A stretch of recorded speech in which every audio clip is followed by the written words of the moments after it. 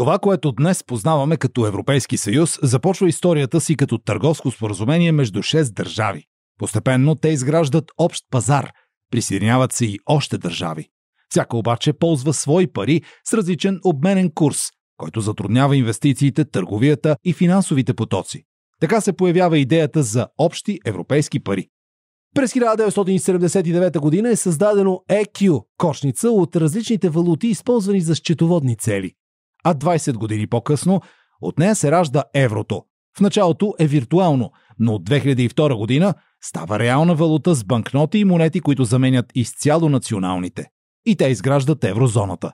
Днес еврото е официална валута на 20 страни с 347 милиона души население. То е втората по важност валута след долара. Множество валути по света са вързани за еврото, включително и българския лев. През своята над 20 годишна история еврозоната преминава и през трусове, някои членки изпадат в дългови кризи, има и предупреждение, че може да се разпадне. Но еврозоната не просто устоява.